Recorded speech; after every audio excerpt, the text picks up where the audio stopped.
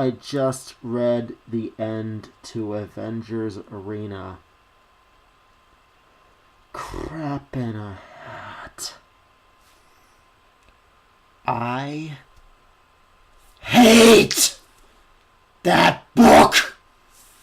You want to know why? I am a huge fan of The Runaways.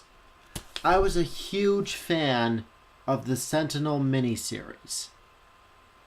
I have a lot of fan favorites tied up in Avengers Arena, and Dennis Hopeless killed a lot of them off in pointless, disgusting, reprehensible ways. I have never been so annoyed, disgusted, and furious with the treatment of child characters since Leanne Harper died in Cry for Justice. And I promise you, I will be looking over Avengers Arena. But today, we're going to talk about the O'Neil Adams, Green Lantern, and Green Arrow run of books. Yeah, today we're going to have to talk about a differently insulting type of comic. Strap in, folks. We're going to dive into racism. As Green Arrow and Green Lantern go on the road with their friend, a guardian of the universe, I'm sure they'll encounter fair portrayals of Native Americans.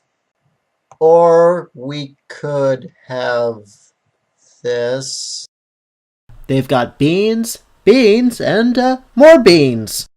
I now interrupt this completely silly comic to bring you something with a lot more maturity. You will thank me for this.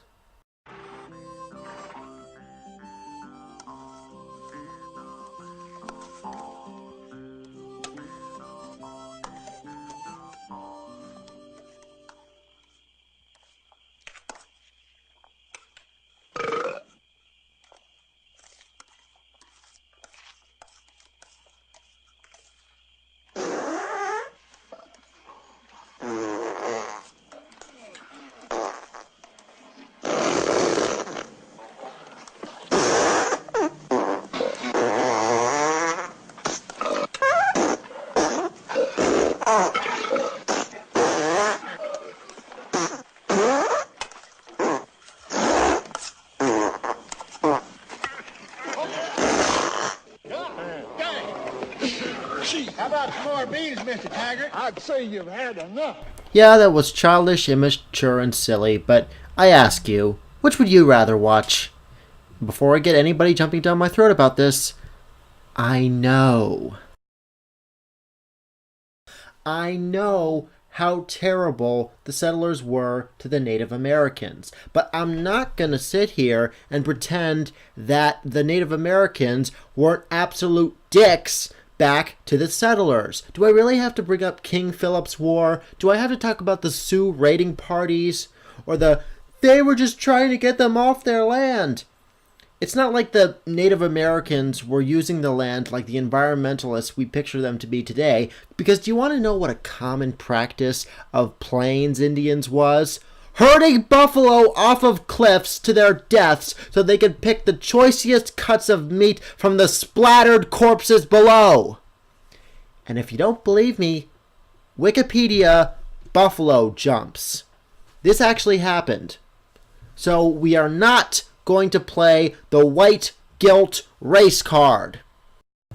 It's then that Oliver Queen finds his dearly beloved girlfriend, Black Canary, aka Dinah, has been injured and is now under the care of someone strange named Joshua. Ollie doesn't think that the guy is trustworthy, so he asks Dinah to go with him. When she refuses and he tries to charm her back, well, that was cold. But of course we can't include a cult leader with a fishy set of goals in a comic book without having him being absolutely insane! This guy is freaking Charlie Manson. No, seriously, look. Look at him, and then look back at who the guy looked like in the comic book. He's Charlie Manson. See? Charlie Manson. He's hypnotizing all his children into killing all the pigs and starting a race war. And he's trying to bring about Helter Skelter. He's Charlie Manson. And of course it ends contrived and... Wait, what? What's this? Okay, so... having the gun turn on him was contrived enough, but... then Oliver says... this. And maybe when we get you straightened out, we'll learn something. Finally learn how maniacs like Joshua can come to be. He hypnotized us. Sure, that's part of it, but there had to be a part of you that responded to his insanity. This jackass is basically saying, yeah, you totally had it coming. That is one of the most offensive things I have ever seen in this entire comic series. Shove it up your candy ass, you stupid Robin Hood wannabe, you filthy, misogynistic, sexist piece of... Happy, happy, joy, joy, happy, happy, joy, joy, happy, happy, joy, joy, happy, happy, joy. Wait a minute, wasn't this story supposed to be about Native Americans?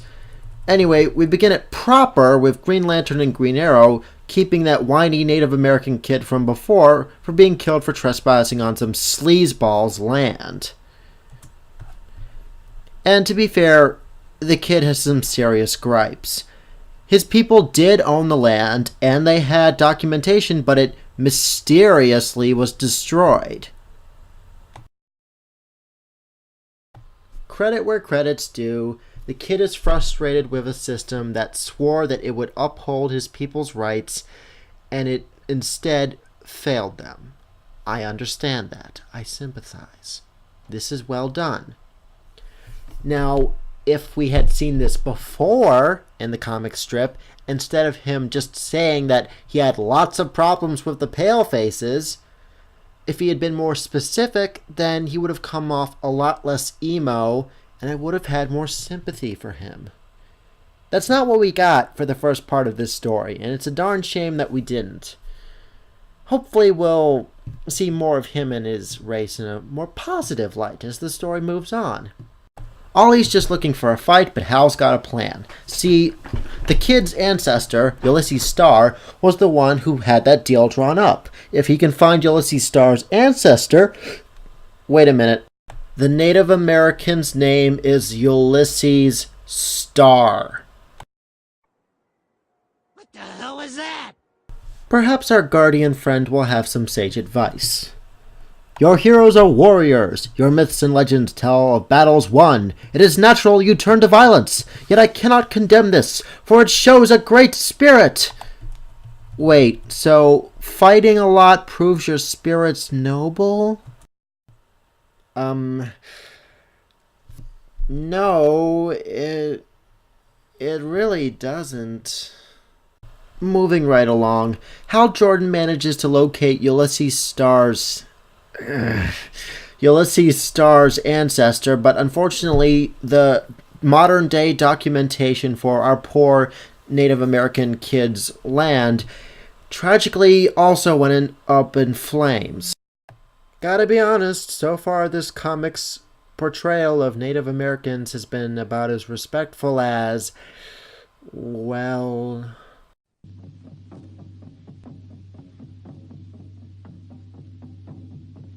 Teach 'em, pale-faced brother, all about Red Man.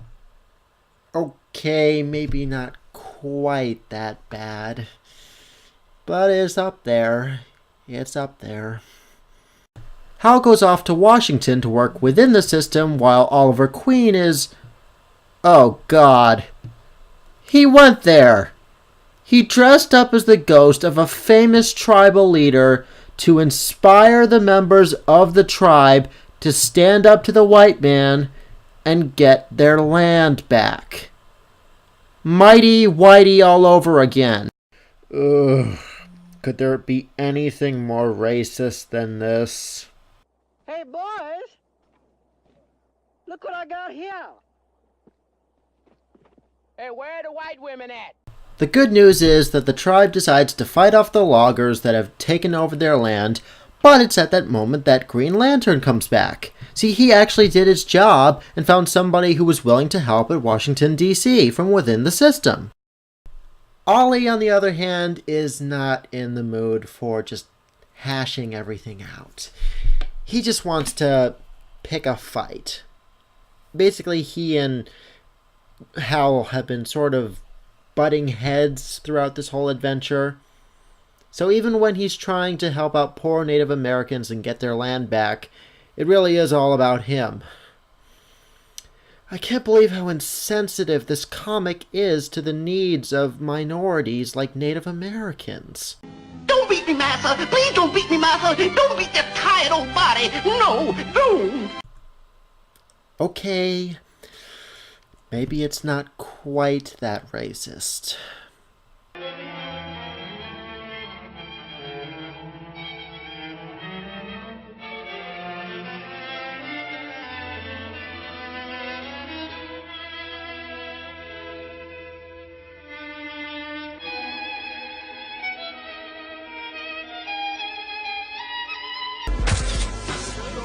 All right, man, we got them all lined up. Nail this little sucker. Come on, which one is it? Point to it. It's me. You should have given me some more. I'm nasty. I don't think I can do this. It's easy. Just point to him. You better not snitch on a player. No. He's wearing the do-rag. Snitches get stitches. Oh. Come on, it's the one with the 4 legs. You thought you was gonna catch me? Keep your mouth shut. No. Keep your mouth shut. I'm gonna get out of here and I'm gonna do you up. They've even wanted to put me on exhibit in the Museum of Natural Sciences. I'm listed in Kraft Ebing. I'm a certified psychopath. I'm even quoted by Lombroso. And my size is superhuman. Alright, fine. Maybe the comic wasn't that racist. But take a look at what they pass off for a moral for this stupid story. You learn that the strife which rends your nation, your world, must cease. Sooner or later, humanity must stop hitting, killing. I pray you find the splendor in yourselves before it's too late. Oh, so the lesson is, all we are saying is give peace a chance. Really? Really? That's what you're going with? This story is a mess. The darn thing's morals are all over the place. It contradicts itself over and over. The thing is demeaning to people on all sides of the fence. And you know what the worst part of this little story is? It's not even as preachy as the O'Neil Adams run got. Oh no. There's far, far worse. How bad does it get? You really want to know? Well, do you?